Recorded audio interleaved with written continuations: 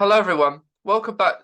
Welcome to a new series called Autistic Assemble. And this is going to be the first episode, which is going to be really cool because we're joined with some really awesome people, awesome friends. And today is going to be everyone today took part in the last autism kind of acceptance series that we done last year.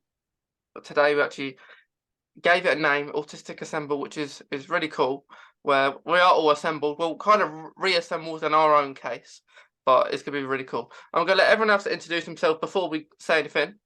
And I'm gonna start with Ellie K. If you introduce yourself. My name is Ellie. I'll be known as Ellie K. I'm autistic, got ADHD. I'm 26 and I do support work. Yeah, it's been. I think it was last year. Probably about a year since we last done this, isn't it, Ellie? So, it's good that we've kept in contact all this time. I know. I'm happy to be back. Yeah, thank you. Emmy. Hi, my name is Emmy Flew. I am an autistic artist, cartoonist, animator, and a blogger. I have a blog called The Autistic Animator's Desk, where I show my animation drawings, fan art, pencil tests, and I'll do a writing topics on autism and disability advocacy. I'm a advocate for both autism and disabilities. And I'm also an illustrator, and I just happen, excuse me, and just so it happens, my blog has already reached the 4th anniversary since I started my first blog, beginning in March 2nd, 2019, when I was 24 years old. I'm 28, and it's been 4 years, so life is good.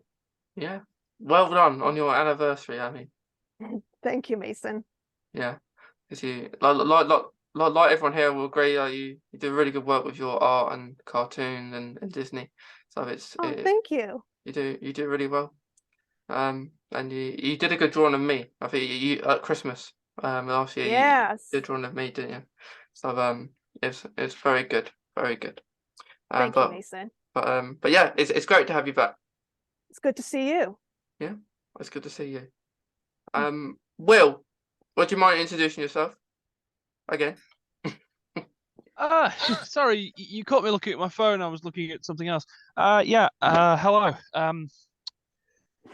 I'm no stranger to this. I'm Will. I am railwayman extraordinaire, autistic nutcase. Do what I do for a living. I'm trying to think of a really funny way to introduce myself. Yeah. Like I say, railwayman extraordinaire, qualified now, passed the apprenticeship, now a qualified trackman, so that's a good start. I run a oh come on, my brain's just turned off on me. Yeah, I run an Instagram profile called the Auti Biker, where I basically explain a bit, what the world looks like through my eyes and what my experiences are and how I can, and hopefully sharing those will help us in the whole world. Yeah, thanks for sharing, Will. Again. Yeah, it's great to have Will back. And everyone back so far. Evangelyn. Hi, my name is Evangelyn. I am a master's student in integrated marketing at NYU right now. I'm currently looking for internships in entertainment marketing or possibly startups since I have no marketing experience, but I really would love some. I started my first round of querying for my young adult novel that I wrote, and I want to start my second round, but my computer isn't cooperating with Query Manager, so I think I'll have to do it in the library or at another location. And I'm Roderick's Filipina girlfriend on AO3 if you want to see self-insert fan fiction with autism representation and Filipina representation. Yeah, well, thanks, Evangelyn. Because I think we've done this about half a dozen times, haven't we? But it's great to have you back again. And thanks for a great introduction. Ellie, Ellie S. Hi, Ellie Stores. I live here in the UK in Sunderland, and I'm an autistic content creator on TikTok where I post educational and understanding content regarding autism. Yeah. So And are you still doing? Are you having good fun still doing that or on TikTok and everything? yeah. I'm still gonna keep going. With my TikToks, I've received a lot of positive feedback since I've started. I started off small and then I worked my way up, and like all the positive feedback that I've received, I told you before, there was a guy who came across my content who was considering, like, had thoughts of suicide, and said that my content like sort of helped him feel better within himself. I've helped people get a diagnosis. I've helped parents understand their kids more. I've helped teachers understand, might have like teachers have said that they've had like autistic people in their class, and they found my videos very helpful. So But that is really good. It's really good because like you help other people and like even like sharing your own experiences like helps other people speak about that. So you good. It's good you'll keep doing great work, Ellie. yeah. Yeah. I'm thinking about I've been thinking about doing YouTube for a while actually, but I don't really know how to get started, like podcasts and stuff, but like I don't really know how to edit like YouTube videos or anything like that, but I'll find a way. I'll find a way. Um and I'm gonna start designing some autism merch with a help of a friend who is a very good artist who's also on the spectrum. I'm gonna get started with that on Thursday, which I'm very excited about. Yeah. That is really good work. Like merchandise because Yeah. I've been meaning to get my own top for a while and I just never do it. But I'm just too lazy. But but yeah, it's great to do that because it's good fun as well, like designing it and everything. Yeah. But yeah, it's great and like with the YouTube thing, like when I started doing podcasts in the first place, I didn't do YouTube at all. I didn't want to do it. It was just I didn't know what to do, and then I I had a few people kind of advise me, tell me what to do. And then it starts to go on YouTube, and it's quite well because a lot of people do prefer to watch a video rather than hear it. And some people are the opposite. Um, so it really depends, but it is good fun. It is good fun. It is good fun. But thanks, Ellie. It's great to have you back again. Thank you. And for them, I can't count as well, like how many times you've been on here as well. So it's great to have you again. So to anyone listening or watching, today's topic is going to be autistic trauma. And I got that right because before we started I said it wrong. So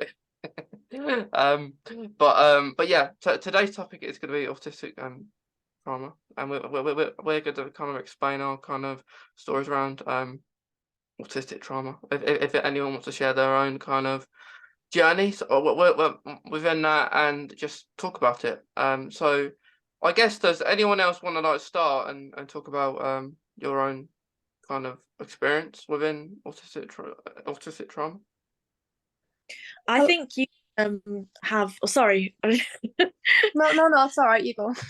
Okay, I was gonna say I think there can be like a low level, like subtle amount of autistic trauma that occurs just because, especially with diagnosis, because there's just a basic level of like feeling like you're not understanding stuff or feeling like you're kind of just out of step with things, or just this vague sense that like, okay, everyone else is getting something that I'm not getting, and then that constant kind of like self-doubt and feeling like you're doing stuff wrong. I think like even though it sounds not a big deal in the grand scheme of things, it's like actually it can, I think when it goes on for long enough as well and it's not explained and you don't know why, it does cause a kind of trauma because you just constantly never feel certain, you never feel like sure of yourself or sure of what's happening, and it's like a sense of instability. So I think even just without any of the other stuff that can happen, that as like a baseline experience can be really, really hard. Yeah. I think being an undiagnosed autistic person or like child, like in itself, can be inherently traumatic, to be honest. Because thing is, I was 9 when I was diagnosed, and that is quite early, especially for a girl. And like, even though I only went 9 years of my life not understanding or knowing why I was different or that it was different with a name, it was still quite traumatic not understanding like why I struggled with things and why I felt certain ways and why I did certain things. And in the back of my mind, I just thought I was like a failed neurotypical person, um, which isn't good. But then I got my diagnosis, but still, I was 9 years old, so I wasn't really old enough to understand what that meant. And then, say at 13, I started educating myself, and I got all this knowledge, like watching other people online, like advocates and stuff, being out and proud about their autism, and that kind of helped me feel better in itself. It made me feel like, because society as well also because I think society fears what they don't understand. And when you have something, have you noticed people refer to you as like having something wrong with you? When it's not wrong, it's different. They're like, oh, they have something wrong with, why is it wrong? Why are you referring to me as having something wrong with me? What's so wrong about different? Like, that in itself is given the ideology that because you have something different about you, that means you're wrong somehow. And the way, I mean, it's not as bad as it was years ago in terms of like the past decade or two. Understanding disabilities has gotten better, but like we still have a long way to go. But sometimes the way society views and treats people with disabilities, it's like we're wrong. It's like people do the same thing with like gay people, right? Like the LGBTQ community, or like people who have a different skin color, like you like, because people don't agree with it, they treat you like you're wrong or like you're abnormal or like there's something wrong with you. And I think that can cause a little bit of trauma as well sometimes. Yeah, I love the fact that both Ellies have started the conversation. And yeah, I thought it was quite funny that you fighted to say the first word. So yeah, but yeah, I completely agree with what both of you are saying. Like autistic trauma, it's very hard to speak about as well, because I don't see it like in the autistic community. Not many people do speak about it, which is understandable. But it's hard because everyone has a different experience of it. If it's at school or if it's now, it could be really. It's almost like you're getting bullied in a way, isn't it? Like Yeah. it's that kind of process of By things. society. Yeah. Yeah, where you hide your feeling and you don't want to say anything because you feel like someone's going to say something else, which will make you feel bad. So that kind That's of what, and then that leads to masking. Masking is actually a trauma response. So yeah. I think it's also the most common response to it as well. If you'd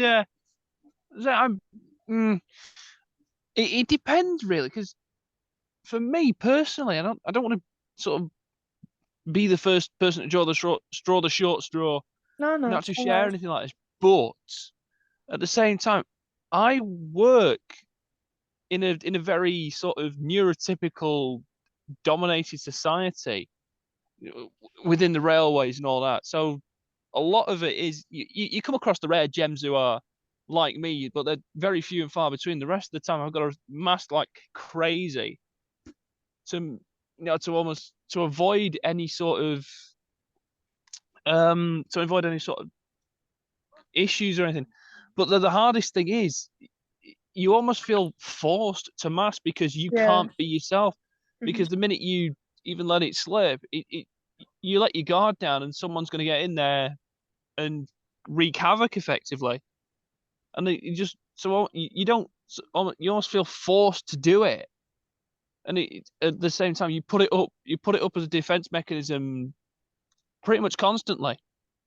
We sort of have to mask, to be honest, in order to like to survive in a world that like is literally not created for like disabled people or like neurodiverse people or whatever you want to call us, like all mean the same Yeah, thing. yeah.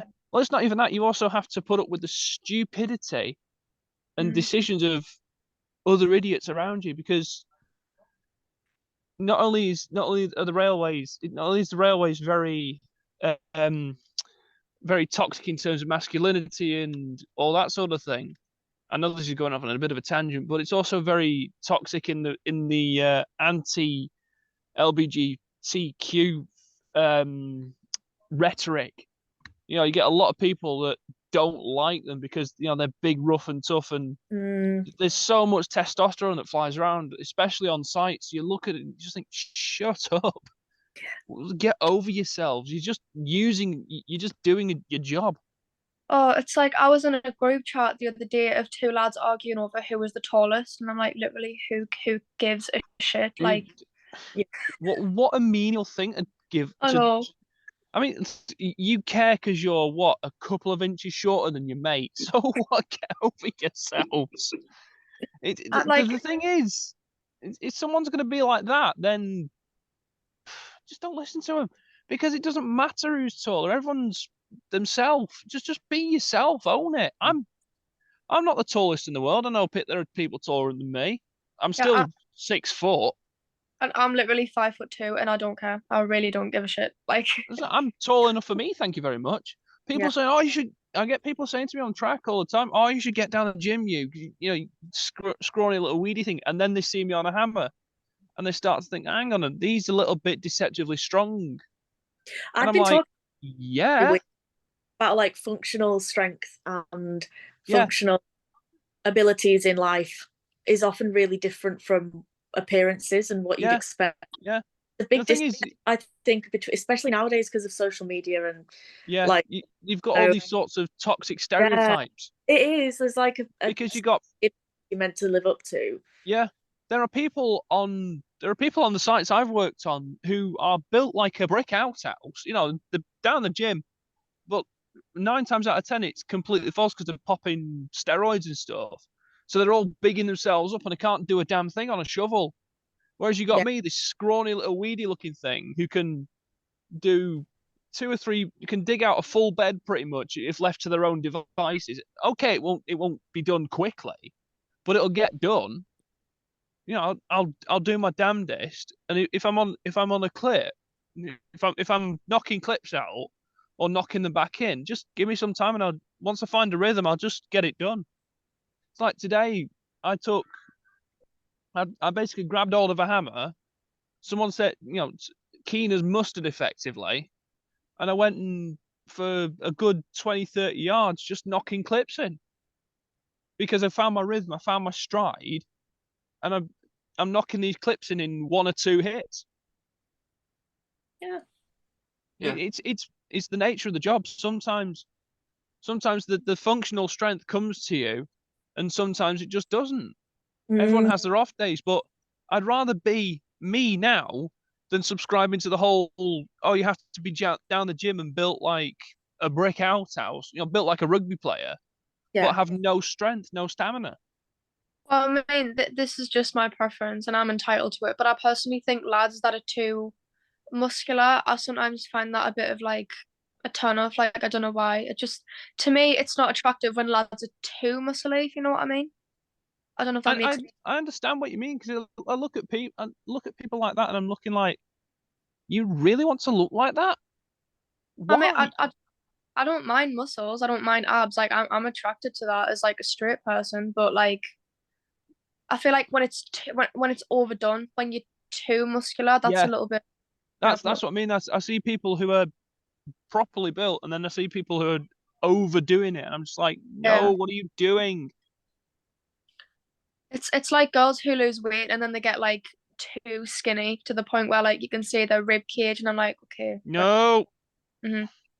Yeah. There's doing it, and then there's overdoing it, which you don't want to do. There's a fine line, and it can be really. It's a really touchy subject, but it needs talking about. And it's not. But the thing is, 9 times out of 10, it's powered by social media. Yeah, so social media, it's got this thing like I don't know if it's for men, they have to have like the V-shaped body. That's Yeah, like the dream body for men, and then like they have to be what I think what the term floating around is shredded. something, and then girls, it's like, oh, you have to be like an hourglass, and it's no, No, can we just embrace our own selves? literally. It's, am I talking sense here, or have You I got completely the wrong end of the stick? Yeah, it makes sense. I think it's like linked to basically like pressure to be a certain way, and then it quickly turns toxic. Yeah. Hmm. I love how we're supposed to be talking about autism, and then we've just gone off and completely. I think going off on tangents is quite a neurodiverse thing to do, so it's still on theme. Yeah. But at the Yeah. same time, it's a sort of a half and half thing, because at the same time, we don't subscribe to the toxic rubbish that everyone else seems to subscribe to. Yeah, mean- and I think sorry, go on. No, I was just gonna say sometimes autistic people don't really care much for fashion trends because I mean they change every week, and just trying to keep up to date with that. Well, I mean, if I wear something and I like it and it looks good on me, I don't really care whether it's in the fashion or not. Like, That's all that matters. If you like it, you like it. You do you. yeah, And that's there's all. something I'll always say to people. It's like, I don't care if you're blue, black, white, pink with purple polka dots. As long as you're a nice person, I will interact with you and I will become friends with you. It's that simple. Yeah. That's it. Because looks don't really matter. It's all about being a nice person. Yeah. Yeah. I think that's the most important thing, isn't it? Like you just got to be nice people, and people who aren't that friendly, we just keep away from them, or if they're not being nice online, just block them. This also reminds me, but like as people, we unsubconsciously, is that the word? Like stereotype people, and we do it without realizing. Yeah. Yeah, it's like Yeah. I don't always mean it to be ignorant. It's like I don't know if like media is to blame for it, or like experiences you've had with someone who looks similar to this person. But Media is accountable to a lot of things, not just yeah, that. And again, there's a lot to be unpacked here, and we've got to be really careful. yeah, Yeah. it's like Yeah. I've had people who've met me, like I say I'm autistic, and they made like, oh, you should like that means you must be like so good at maths, and I'm like, oh, okay, you love trains, like you know this. What I'm like, the really? Yeah, it still happens so much, doesn't it? Like you kind of sometimes think, oh, things have really improved, and then you hear like such a There's one what stereotype. One of those you're like, stereotypes fits me perfectly. The other does not. I am rubbish at maths. Yeah. me too. Help! Accidentally mute myself. Okay. Still getting used to a mechanical keyboard. The slightest touch in it. Yeah. Anyway, not the point. Yeah, I am not good at maths. The other one that you mentioned, Ellie, is 100% true. I've basically made a hobby my job. Yeah, it's like I went to a trampoline park a couple of weeks ago, and woman behind me had an autistic son. He was nonverbal, and she was just talking about his autism, and I turned around and I'm like, "Oh, I'm autistic," and then she was like, "Oh, really? That's rare in girls." Where? Oh God. Yeah, The inbuilt ignorance in that statement. yeah. You can guess the other statement that immediately flicked into my mind, Mhm. but But I think both of which have so much ignorance just built into them, just Yeah. baked in. It's like, what? the thing is, I kind of understand where she got the stereotype from, and sometimes I do think because like we've spoke about autism in the media before, how I feel like it should be like actually autistic people playing autistic actors, and Yeah, like agreed. Chloe Hayden, she did a very good job in Heartbreak High, and she's an actually autistic person, content creator, advocate. That I've literally followed her since I was like 13. She was one of I the follow first. them as well. I follow her as well. Yeah, but she did a good job, and that was like good female representation. But I think because we only really get male autism representation, that's kind of like That fuels the enhances stereotypes. that enhances the stereotype in people's brains of, oh, it must only just exist in boys then, because we only see like male autistic people like in TV. Yeah. Yeah. In the TV realm of things, I've got a bone to pick with it, because Yeah. I went to have a go at being on, Inside the Autistic Mind with Chris, whatever his name is, on the BBC. Before. And We all applied, didn't we? yeah, but the thing is, they didn't make it clear how many spots there were or what the requirements would be to get in there. That's So what of course I'm I annoyed have a at. go, and then come January 22, they say, no, we don't want to talk to you. We don't want to hear from you. It's like, that Do you know- hurts so much. Do you know what I think was wrong Because- with that, Will? What I think is wrong with it at the time of applying. No, I can't say the word. I said it about 5 times. No, don't worry, I've lost the power to English multiple times today. Yeah. You are not the only one.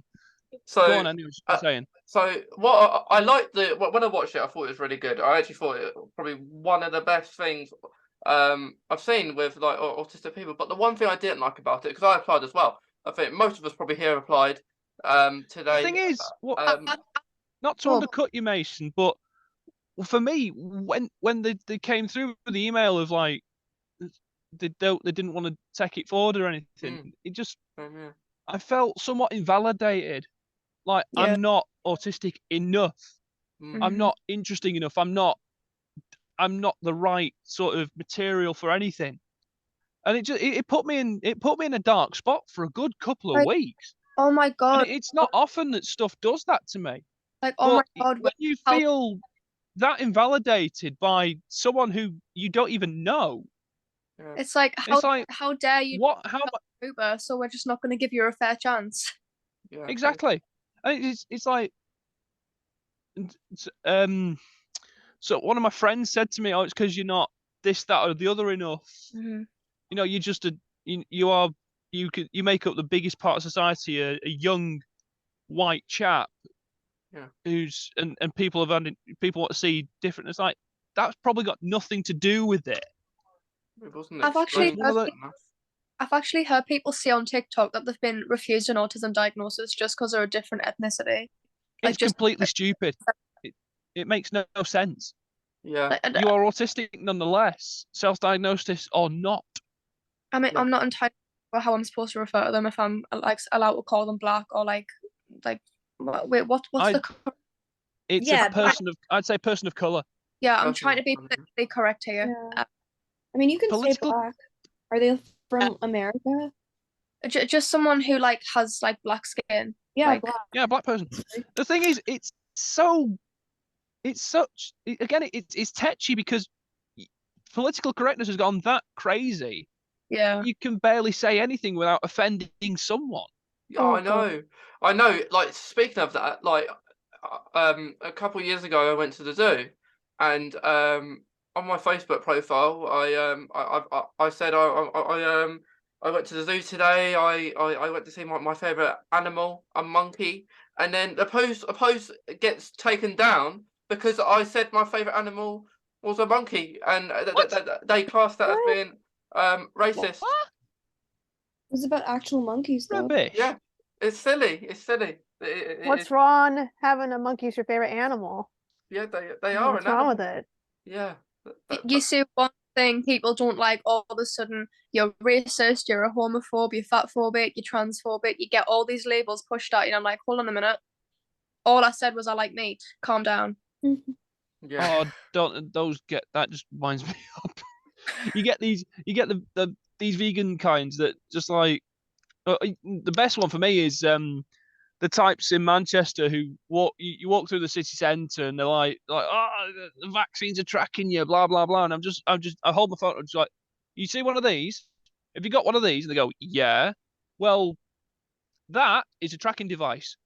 What are they going to want to know in a vaccine that they've already got on there? Yeah.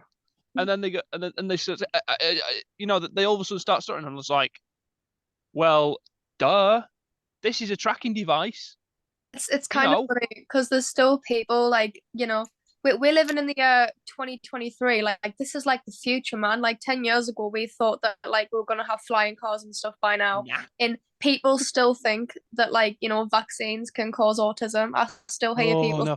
like Yeah. that. It's like, Take the tinfoil hat off your head and open your mind. But it's really offensive as well because they'll talk about it as if that's like a negative side effect. Because Yeah, well, it's not even that. Those are the sorts of people that talk about autistic people as though they're the scourge of the earth. yeah, it's like, oh, if you have this vaccine, oh yeah, but a downside is it might make your child autistic, and it's like, oh no, that's worse than getting like. To those people, I just want to say, shut up and wake up. Yeah, because it's complete rubbish. It's complete proved, claptrap. like, I want to. yeah, it's it like was proven to be wrong twice. yeah, And the guy who said it, the guy who put the theory out there and all that, lost his medical license. exactly. But at the same time, people who say that to me, people just say that, I just want to headbutt a brick wall. How can you be so stupid? Yeah, this link back to the subject as well because I need to calm the hell down, or I was going to shoot my blood pressure through the roof. Because like I feel like if you're autistic, you kind of go through life like hearing these things, and you've got on the one hand like you're trying to deal with the effect of it on you because you're autistic yourself and you're hearing people talk about it so negatively, and then it's like, okay, so do I also have to put the effort into like educate people every day constantly about something that affects me?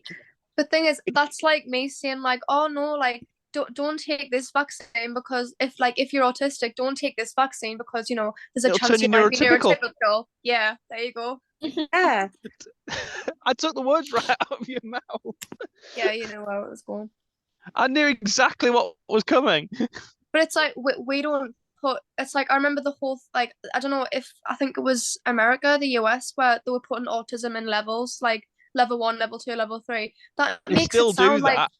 They that still makes it do it. sound that makes us sound like we've got like cancer or something, like we've got some kind of terminal illness, and we don't. We literally just have a different like. Yeah. We're just Like a wired different brain differently. type. It's Yeah. I liken it to computers. We're running Linux and everyone else is running Mac OS or Windows. Right. Yeah. The We're just wiring running of a the different brain. OS build. Oh, go We ahead. still do the same thing. Sorry. It's okay. I was just gonna say Very the good. wiring of the brain, that is totally true. You just don't, it's horrible to compare autism to diseases and cancer or whatever, because it's not. It's definitely a disability. It just happens. Like it happens to be blind or it happens to be deaf. You communicate with sign language and all that. It just happens. We communicate differently. We're hardwired differently, but we still perform the same functions. We just go about them a different way. Plus, it becomes your strength. I'll give you one good example. Like Helen Keller, she was not autistic. She was blind and deaf, but it never stopped her from being a human being. As she finally gets the whole like understanding between sign language and the connection between spelling and meaning.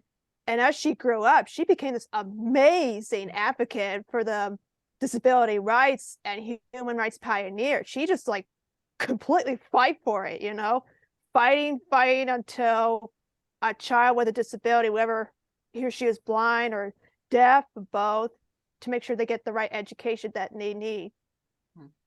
Yeah. We're all human beings. We just have a disability, you know, and we're different, not less, to compare to quote from Temple Grandin. Yeah, we're all humans and we all share this one great big thing called the earth. And it's like, where's the point in sectioning it up and saying you can't do this because you're X, Y, and Z? You can't do this because you have this. You can't do this because you have that. That's amazing. It's amazing. Utter claptrap. What I love about Idolize and Helen Keller is just her advocacy was just so strong, you know, and she just wants everybody, even if you're disabled or not, just to make sure you accept who you are. Even with Temple Grandin, she wants to make sure that every autistic people get the right sorts of education and just be proud of who they are, instead of just like just like being different is okay. Being There's different is nothing wrong with it. cool. Mhm. Yeah. Yeah. I'll tell you one thing. I'm 28. I'm gonna watch Disney and other cartoons for the rest of my life because that's what I want it to be. That's what I want it to be. And I can't imagine yeah. a life without animation. I can't. Yeah.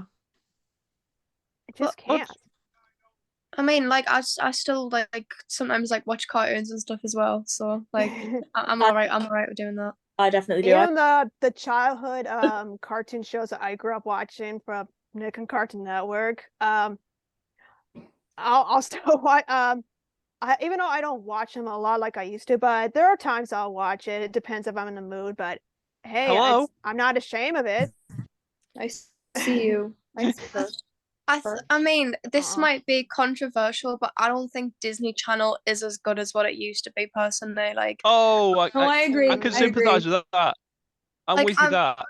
I miss I when it was- was like Sweet Life of Zack and Cody, Wizards of Waverly Place, Good Luck Charlie, Shake It Up, Chicago. What else was it? There was I'm- like other things as well. That's a Raven. I'm- Wired. That's That's a Raven. Impossible. Cusco, my bestie. Mm-hmm. I was I can never. remember shows like The Teen Beach movie. I can Oh, see. I yeah, can remember I shows like like reruns of Ivor the Engine, Trumped and Chigley, all those sorts of things, and even reruns of like Strawberry Shortcake, the Care Bears, Scooby Doo, Oh, no, I love Scooby Doo. Mystery Inc. and stuff like that. All the cool stuff. It's just nowadays TV by comparison these days is just too sanitized. I was a Nickelodeon Cartoon Network child growing up from the 90s and early 2000s.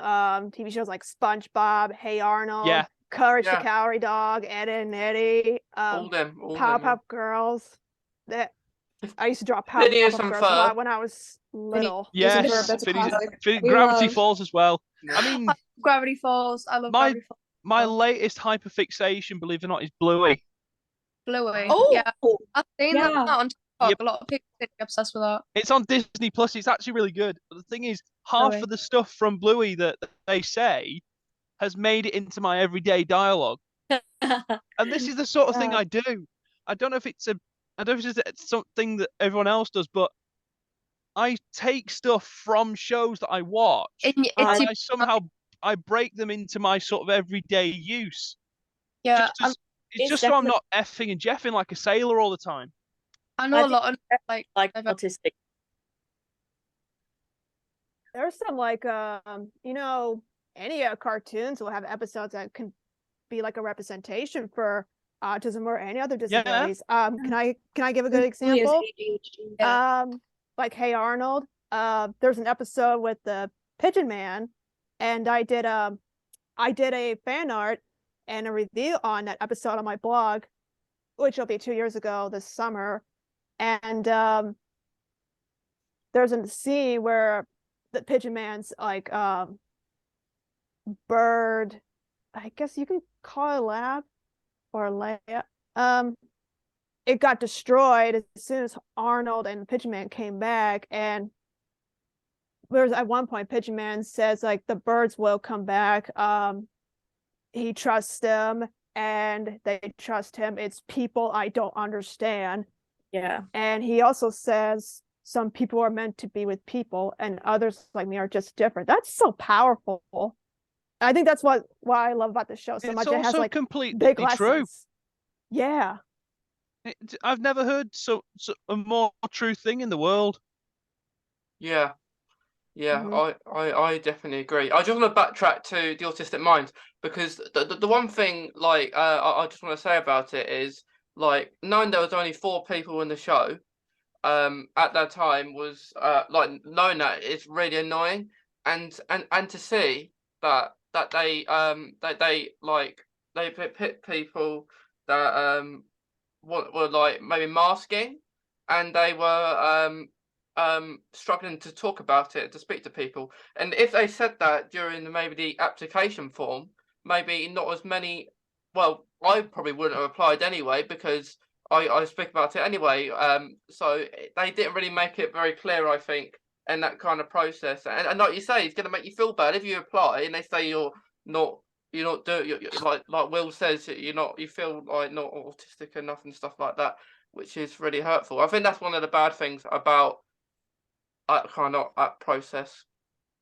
Yeah, I think they missed an opportunity to make the application process more autism friendly, basically, which is ironic. Like, because I applied, and I do remember them saying in the application that they were looking for more groups who were usually underrepresented, but that is a bit vague. And it's like, I think they could have made, it was an opportunity for them to be like, right, we're making a program about autistic experience in the words of autistic people. Let's make the application process super accessible and super clear and spell it out, because that's what is going to ultimately be the best for us, so we're not left feeling confused or feeling like, did we do something wrong? Or because, like, I don't know. So I think it would have been good if they'd made the application process basically more tailored to the target group they were trying to get. Yeah, because that would have made They could have made that so much better than it was, though. Although it was good with the people they did have on there. I'm not saying it's like it was bad. I thought it was probably one of the better things going out there for autistic people. But they could have made Yeah. it like more better, like with what you're saying. And also, it could have been a longer series with load of people that are autistic. You could have Oh like yeah. when There's I only 2 applied. episodes. When I applied, I literally thought it was going to be multiple people in one episode, not just one autistic person per episode. I literally thought we're having a load of autistic people on this show, and then that's how it's going to be. Yeah, as Evangelyn says, it's only 2 episodes. I still won't watch it on principle, just for the pure fact that the autistic people in it are underrepresented. It only shows a small slice of the whole pie. Yeah. So it's like Evangelyn says, we're just underrepresented. Yeah. I haven't seen it yet, not on purpose. I just haven't seen it yet, so I can't comment on the actual thing. But yeah, I do want to watch it and see what it's like. I've definitely heard of it. I've not watched it, but I've heard of it. Yeah, I have watched it, and especially with this one person, a person called Ethan was actually on there, and he was Sentry, and I did relate because like with the sound, and I get affected by sound, so I did relate into certain instances during it, but that is about it. Like really I didn't. That's the thing with autistic programs. You have to get it right, and there's always going to be like for this instance, what has happened there is not great in ways, but it is better than some other things out there. But yeah, and I think it's always important when you speak about autism actually to have a good like you're saying the right A information. good sample size as well. Yeah. At the same time, it was a sort of a blessing in disguise that I didn't get on it, because at the same time, I'm really sort of reluctant to open up about my world, if you know what I mean. I'm really reluctant to open up about it to people who may not understand. And this is another thing that people that is a trauma dealing with, kind of, just to link it back to the root topic. If for a past experience, if someone doesn't quite understand and all of a sudden they give you a load of stick for something, you tend to close up and be really reluctant to share your sort of inside world, as it were. Yeah, definitely. You'd, And then you you'd, have connections, and that can like lead you to feel isolated yeah, because you yeah, just don't open up as much because of bad past experiences. exactly. It's why I'm really tetchy about what I post on Instagram. Okay, I may have 1,000 followers, which is, well, hey, but it's gotten to that point where I'm sort of like, do I really want to infodump about that again, or do I want to try and find something interesting? And at the same, and then you get run to the whole, am I being a good enough advocate and X, Y, and Z? And I'm at that stage now where I'm trying to think, I'm trying to push through a post block and shove as much as I can on there without being too revealing. Because I try and the way my posting thought process works, excuse me, is I look through what I've got, and I'll go, right, okay, I'll pick that image. Oh wait, is that too revealing? Is that going to put something out there that I don't want people to see? Because once it's on the internet, you can't get it back. Mm. And so you've got to, so I think really carefully, and in the end, and it drives you in the end into it's like a cycle of overthinking, and you can't stop that cycle. And in the end, it's just like, no, I just, okay, I'll post tomorrow. And it turns from overthinking to procrastination, and all of a sudden you go 2, 3, 4, 5 weeks without a hint, and people start to lose interest, as is the way in social media. I'm a little bit like that when oh, sorry. No, don't worry, it's fine, go on. Yeah. It's the I'm a little bit like that, especially when I post on TikTok and I'm like, oh shit, like, did I really word that correctly? Is someone going to take offense to that? Did I say the wrong thing? Is people going to come for me? Like, and you know, we do live in a world where people get offended over literally everything. So, like, I try really hard to like, just make tell things me sound the right about thing. it. I think Tell it's me about like, autistic trauma is like the thing of, I don't know, it's like when somebody who's neurotypical maybe struggles with anxiety, they'll often be told like, oh, you know, you're worrying over, well, in whatever way it's phrased, it's often like, you know, you're over worrying, you're overthinking, you know, what you're worrying about isn't going to happen. But actually for autistics, often the worry is valid because we've experienced before that we've said something and it's been completely misunderstood, or we've worded it, we haven't known, but we've worded it wrong, or misunderstood the situation or something, and we've said something that has caused offense or been the wrong thing or like a social mistake. And then like pretty brutal, the repercussions, like even obviously the social media side of things is pretty harsh world at the moment, but like even just in actual like real so-called real life, like in a social group, the repercussions for saying something wrong are really brutal. And I don't think that people who are neurotypical understand that because they have that kind of automatic understanding to be able to like read social cues and stuff like that autistic people generally don't have automatically. We have to like try and deduce it, like work out, like and it's like, so we, you know, what happens when you do say something wrong in a social group is pretty brutal. Like you're excluded, you're kind of, you might be mocked about something, or you're treated, and it's like, I think that causes trauma, and then that makes us reluctant to do things. And then downplay it like, oh, why are you worrying, you know, just go and be yourself. And it's like, look, you know, it's just like, look, I was being myself and you're now giving ridicule for it. Why? And then that it's causes such a double entendre. Things. It is.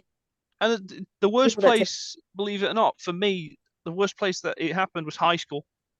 Oh I God, believe that. I believe that. It's like, put it this way, I've all my high school memories I've shelved in a really like well back corner of my brain. I'm like, do not open this under any circumstance. And then you get intrusive thoughts that just throw them at you. It's like, yay, thanks for that. Yeah, a lot of us have memories that we won't particularly like to revisit because of autistic trauma. So, but getting back to the thing of being a little bit too honest, like as an autistic person and saying the wrong thing, that's caused me a lot of friendship difficulties in the past. It's caused me a lot of bullying. It's caused us a lot of unnecessary arguments. And most of the time, what I said in my head wasn't even that bad. And I mean, it could be like so terrible to those, but to me, I'm like, maybe I could have worded that a little bit better, but I personally don't really think it was that bad. And it's like, it's awful. It's caused me a lot of shit in the past. So yeah, it is hard. It is hard because like you say things because everyone's gonna be offended or not. It just depends. Even if you say things like that, it's really hard because you might not even say anything. You might just look at someone and they're upset. That's the worst thing, like having to even monitor your facial expressions, because I know for like, I think my masking is pretty like, I don't like this, but I think my masking is like really good. And I don't think that's a good thing, because basically it means I'm really good at hiding how, you know, who I actually am and how I'm actually feeling and everything. But I know that constantly I'm like monitoring my facial expression to make sure that like I've got the right facial expression for the right situation. And I've been asked so many times in the past, you know, it'll be things like, it can either be like, oh, what's wrong? You look really sad. Or, oh my God, you look really angry. Or you look like, oh, are you okay? And obviously, though, that doesn't sound that bad. It's just when it happens constantly, and it's constantly this like message you're getting that, oh, you're doing something slightly wrong, and people are picking up on it, and they can tell that there's something going on, and it makes you self-conscious, and it makes you kind of like the amount of effort to just control every facial expression so that you don't like inadvertently offend somebody for not looking happy enough, or not looking like interested, or not looking like you're listening. And it's like, oh my God, it's so tough. It's like we might be happy, but we won't have a smile on our face. Yeah, Yeah. definitely. If we feel content or something like that, I may, I could be perfectly happy, but I'm not. I've just got a, your usual straight face sort of concentrating on stuff, and just like, you're all right, you're right. It's like, yes, I'm fine. Go away. Yeah, I'm it's busy. really here. Yeah. I think it's And a you just point. have one of those. Go on. Oh, I was just gonna say, I think there was a point that there are moments that we probably need space just to keep ourselves calm. I mean, I'll have certain moments that I'll need space in case if I'm just need to be myself for a while, or if I'm stressed out. I mean, just makes you feel better, and then you can go back to hang out with your family and friends. Yeah, definitely. I was made fun of that a little bit when I was in school because I wasn't particularly very good at showing my emotions, or like emotions just wouldn't show up on my face. Like I could be feeling really happy, but for some reason it just wouldn't like. I was You like, you yeah, I looked don't know almost why. content, but nothing showed. Yeah, I was called like emotionless, like an emotionless robot. I had people said that they were too afraid to approach me because I looked mean, or like had like a resting bitch face or whatever. Like that's Oh, horrible I though, because swear I have one of those. I swear I have that. I definitely have. I'll be sat there and I'll be like, just like looking slightly grumpy, but I'll be completely happy inside. But on the outside, it's like, it's almost like a defense mechanism. It's almost like it's like it's the same reason I wear earphones on the bus. I may not be listening to music, which also means you can listen to other people's conversations, Yeah, which is good as a people watcher, because I'm a people watcher. I'll put up in the middle of Manchester or whatever, and I'll just sit and watch the world go by. But also but also it means that you get left alone. Yeah. Because people think, oh, you're listening to music, oh, you're busy, you're listening to something else. And I'm like, and it's like, yeah, it's having the desired effect. But it becomes but also if you look grumpy, especially in the morning on the bus, which is how I get to the Mesterling, I normally have quite a grumpy look on my face. And it's like, I get left alone, and it works as intended. But at the same time, I don't want people to think I'm a grumpy person. I'm completely happy and content. I'm busy scrolling through on my phone. Yeah, But I get left alone. that is one thing I really hated in school, where teachers, especially as in the morning, The constant questioning, are you all right? Are you happy? It's like, I'm not awake yet. I'm not capable. I'm capable of human thinking and speech, but I'm not capable of stringing a set of words together into a sentence to actually talk to you at the moment. Leave me alone for another 5 minutes. Let me feel human. Yeah, you don't feel like and I'll be yourself okay. there, so. Yeah. I've had teachers who have been like a little bit sarcastic about this as well. They're like, smile, Ellie, like it's okay to smile, come on, smile, cheer up. And I'm like, I'm sad, I'm fine, like just leave me. Oh, I've had that where someone's done that to me, and I've gone, do you just let me spell it out for you this way? I'm fine, I'm happy, but it's something in the morning. Yeah. Let me feel more human first, and then I'll talk to you. Love, I've not had my coffee yet. I've not had, I'm like a bear with a sore head in the morning until I've had at least either a cup of coffee or my breakfast. And it's a case of, if I haven't had either of those two yet, do not talk to me, because failure to respect that boundary may result in an unwanted outcome. And I don't want to have that unwanted outcome. But if you're gonna poke the hornet's nest, be prepared to deal with the consequences. Yeah, it's like I never went to my phone like on a morning because we had like, well, I mean, it was called a phone, but it's basically registration where you just sit next to a group of people, Yeah. just kids, like, you You know. just sit in your phone group. I went and did that every day because it was familiar people, but even then I just kept myself to myself. Yeah, Yeah. I didn't go because on a morning I was way too tired to even speak or socialize with anyone. And I'm also not a very nice person on a morning anyway, especially if I've not had a cup of coffee. So I just kept. Oh, I feel that. I So I feel that. didn't. I never When went. I didn't when go. I first wake up in the morning, I'm really snappy. Like Yeah. Hmm. if you put so much as put a foot out of line, and you're getting at least something. Yeah. How tired I am depends on what happens. There's also a correlation as well, like between autism and sleep issues. I know Yeah, most Mhm. autistic I can't people are slow down at night. I really cannot slow down at night. to have It takes me an hour and a half mainly to actually fall asleep, and even then I can't do complete silence. I think a can't big do complete yeah. silence because it's almost deafening. See, I'm like that. Like I have to have some kind of background noise. Like I fall asleep Music, to a YouTube I'll video on my leave phone. I'll leave music on, I'll leave a YouTube series on, I'll leave whatever on, and it just Mm. keeps my brain occupied. I But also it's like also a don't part of like my routine. I don't like being alone with my own thoughts because like I'll remember something from like 10 years Yeah, ago and then it'll something embarrassing that you did, God knows yeah. how long ago, will pop up, and it's like, oh hi, this is this memory. It's like, yeah, thanks. Yeah.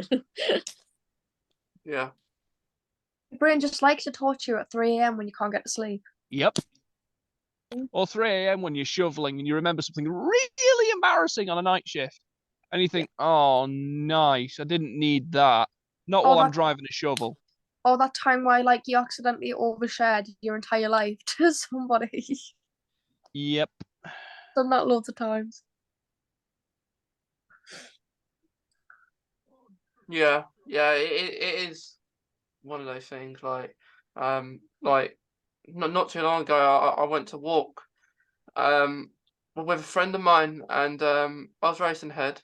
And a friend said to me, "Are you okay? Is everything all right at home?" And I said, "Yeah, yeah, I'm just walking fast. I want to walk fast." And yeah, stuff like that. I've noticed this as well. I walk faster than everyone else, and people I do. People but the say thing is, that I don't. to me when I've been walking somewhere. They'll tell me later, they'll be like, "Oh, I drove past and you look like you were on a mission." And I'm like, "Yeah, to Yeah, get someone." yeah. The thing is, But I've always been taught, and this is something I've been taught since like forever. If you're gonna do something, do it with the purpose. Like if I'm walking somewhere, I will walk with purpose. I've got stuff to do, and I'm gonna do it. God damn it. I mean, I don't mean to like stereotype, but you know those lads who walk as if they've got something under their arms. I don't know if you've ever Well, noticed they that. walk like the feet at 10 and 2 and chip on their shoulder kind of stuff. Yeah, but they just like kind of walk like this, like as Yeah, if they have something. they shuffle their elbow, they shuffle their shoulders Yeah, and stuff Oh like yeah, that. yeah, as if they're They, carrying something yeah, under their arm. they think because they think they're 10 men and stuff like that. Yeah, but it's like you see someone like that, they definitely think they're someone special. They're not. They think they're God's gift, and they're just not. Yeah. And the No. thing is, I've had it. I had this at college. I was at the top of the hill. There was someone halfway down, just sauntering along. I've come down the hill, and I'm at the dip. They're halfway up the hill, going up the other side. I'm motoring. I've even slowed down a bit. I've got music on. I'm just going for it. Next thing you know, I'm right on top of them. They look back, and it's like, "Where did you come from?" And I yeah, just sail past. Bear in yeah, mind, I'm overtaking someone Like going uphill. it's like why? I mean, but there's nothing there. It's like they're carrying something. I'm like, why are you walking with your arms all the way out there? It's just yeah, like yeah. I'm that ingrained. I'm that ingrained in my job that sometimes I'll forget that. Well, I won't forget, but in Tesco's, like, say I'm picking up a big box of cat food, that goes straight on my shoulder, as if it was a rail saw or a bants or whatever, and I'll just stick it on I my know. shoulder and carry it over. And everyone's just like, "What's this nutcase doing?" It's like, this is the easiest way to carry it. You're just carrying a bag of cat food. Well, no, it's a Yeah. box. Oh, I'm sorry. It's a box of the pouches and stuff. It weighs about 2 kilos or something like that. Just straight on the shoulder. I would love to have a cat, but well, I mean, I'm not really I allergic. I just let my cat out in the middle of this podcast, so I mean, I apologize. I usually don't let my pets come in my room when I'm doing like a podcast or if I'm doing sign language classes, because I mean I love them. They can be distracted, but Charlotte, my cat, was hide underneath my bed because my grandmother just came over and visit, and every time we get a visitor, she'll go underneath my bed and start hiding. She's very shy towards people. but that's her comfort place. Mm-hmm. Yeah, That's her safe place. That's her safe space. Which is another thing. So when someone, Cats are autistic. I know, weird segue, but when someone infiltrates your safe space, but you trust them and then they betray that trust, that is a big trauma trigger. Yeah. And it's happened to me before. I've trusted people and then they've betrayed that trust. And so it's and everyone wonders now why I'm so distrusting of people, and it takes so long to open up. My cat was just like wandering around. I wasn't sure if she just wanted out or not. I was hoping I tried to get her out of my room at first, but then she Just went let it back happen. underneath my bed, and then later on I kept looking at her. I was like, you want out? And just right now I just opened the door and she just let out. I'm like, finally, that way I can concentrate on this podcast. It's also, I think, something else that can be a bit traumatic is when you get comfortable around someone enough to open up and be vulnerable about them and talk to them about things that you struggle with, and then getting in an argument and then they like use that against you. That's happened to me. But it's happened with me at least once, and I'm just like, it takes me a lot to open up now. Yeah. What flavour crisps are you on? Crisps? What are you scoffing? Oh, What? I'm eating. You're eating what? Sorry. Popeyes? Oh, I thought you were on about me. I'm eating pasta. Oh, wow! Oh, I like pasta. Oh, Yeah. I love Your pasta. hands? So good. It's such a comfort food. Because Yeah. it's not crunchy. It's not crunchy. It's not too bland. It's just right. The taste of just pure pasta, just as is. No sauce, no adulterated rubbish. Just pure pasta. It's just so nice. I love the way we're kind. another podcast. Without sauce? Like without sauce? Yeah, Oh yeah, definitely. it's Pasta got a just really nice taste to it. Yeah, it does. I like tuna pasta. Oh, I like tuna Big Z. as well. I've gone. Tell you something. I've discovered these smoothies that they do at Lidl. They're pineapple and banana smoothies, and man alive, they're so good. I like Big Z's. They're so good. Oh, this is turning into an episode of comfort foods. Oh my! That's okay. Lord. We've just hijacked the podcast. Hey, that's what makes it fun, isn't it? Yeah, we talk about the stuff, but you also get all the unfiltered bits. Hey, we did talk about a little bit of animation based on the cartoons that I grew up watching. I mean, I already gave you an example on Hey Arnold, and that was fun. Yeah, this is what I like about these podcasts. We talk about what needs talking about, but we go in a really sort of roundabout way, and we go through about 5 million different topics before the end of the show. It's fantastically fun. Yeah, it is. Eating in the middle of the podcast, but oh. It's all right. I'm prone to taking a swig of my cherry Pepsi Max. I'm just feeling hungry now because I don't have any food. Wait, once I'm done with this, I'm having my dinner. Yeah, we're getting hungry now. Oh man, no, we dinner. were talking about this on the way off track today. What was everyone was having for the tea and all that. That's such And a it's so hungry. Yeah. If do I a could, mukbang time. on Everybody bring to eat. Yeah. Well, guys, I think that's a good way to finish because I think we're hungry now. yeah. Totally unintended. Yeah. But before we go and have our dinners, or if you're Ellie S and you can eat your noodles, more noodles, I'm gonna start with you, Ellie. Ellie S, I'm gonna go backwards like we started with Ellie K first. Like if you have any advice or anything. Or Any anything. advice? My advice would just be to like don't dwell on things that you struggle with. Focus on your talents, focus on the things that make you happy, that make you you. Surround yourself with, understanding people, like nice people who who make you happy, who don't drag you down. Surround yourself with positivity.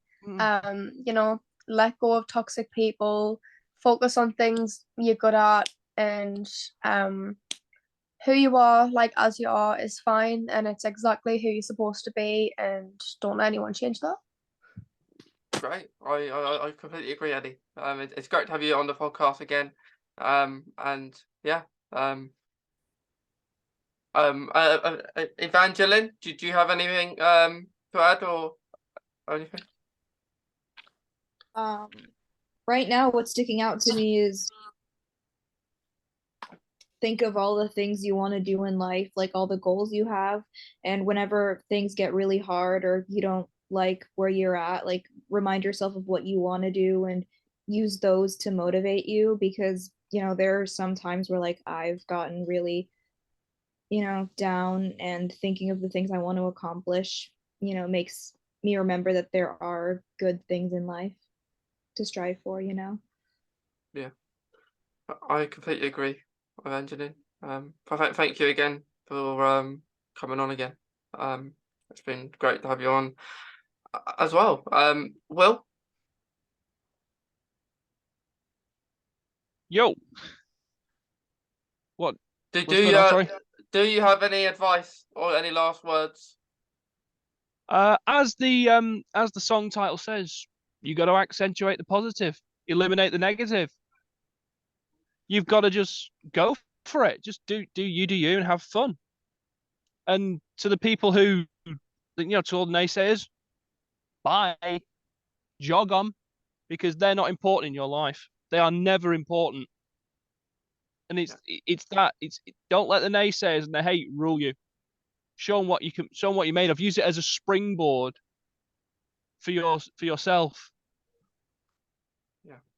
Yeah, I completely agree. I think that's really good, because being positive is the best way for everything. But thanks again, Will. Emmy? My advice would be you just 2 words: be yourself. Don't let bad or negative things just swim you around just to stress you out or anything. Just focus on what makes you feel better. It's like what Ellie S said, just focus on like the talents and your comfort zone. Like for me, like I said, I can't imagine my life without animation. It's always been my comfort zone ever since I first learned how to draw when I was like 5 or 6 years old. I didn't know what I wanted to be at the time. I just thought drawing may be like a hobby. But as I gotten older, I realized this hobby is what I want to have a career. This is what I wanted to do. And so, yeah, you focus on what your talents are, and you just be happy. You be yourself. Yeah, I completely agree. I think that's really good, Emmy, because we got to be ourselves. Maybe every time, I think there's always some point in life where we maybe are not ourselves. Maybe early when we get diagnosed, perhaps. But it's good when we learn that we got to be ourselves. If we're not ourselves, there's no point in being ourselves. Even we feel different. It does, but it doesn't mean you're not normal. You are normal. You just have like different thinking traits and personalities and whatever. I mean, the brain is wired differently. You're still a human being. You are normal. You just got like a certain strengths. Yeah. And to quote the genie from Aladdin, as to advise Aladdin, just be yourself. Yeah, but yeah, just be yourself. Thanks, Emmy. That's great. Thank you, Mason. Ellie K. My advice would be follow what you love doing, follow what makes you feel happy. As autistics or neurodivergent people, often we've got things that really, really make us happy, and they may not be conventional. That doesn't matter. Follow whatever it is that gives you that passion and enjoyment, because it can take you so many places, like through following what really makes you happy and like brings you interest and enjoyment and fulfillment. You can learn so many skills through that. It can take you so many places. You know, there's no one right way to do anything, or no one set way to get anywhere in life, you know. So focus on what makes you happy, what feels right to you, believe in it, and that's what's going to get you where you need to be. Yeah, just focus on what makes you happy. I think that's really good, Yeah. because it is the best thing to do, because you don't want to focus on what doesn't make you happy. You want to focus on what does make you happy. And it's easy to do. You think, oh, I shouldn't, you know, if it's something that I really enjoy, that I should save that just for a treat or just for special occasions. No, you can pull it into your life. You can, you know, you can do things any way you want. You can bring your special interests and your passions into everything. There's no rules. Do it however, whatever makes life fun for you is good. Yeah. Well, thanks, Eddie. I completely agree with what you're saying, and to everyone else today. But to anyone listening and watching, I hope you've really enjoyed our chat and everything. And it's been a really good first episode of this series, Autistic Assemble. I mean, it's been really fun, and I hope everyone's enjoyed it here today, which I know they have, otherwise you wouldn't be here. So thanks to everyone listening, watching, and yeah, I'll see you in the next episode of the series. But yeah, well, so thanks everyone, and I hope you all have a nice dinner.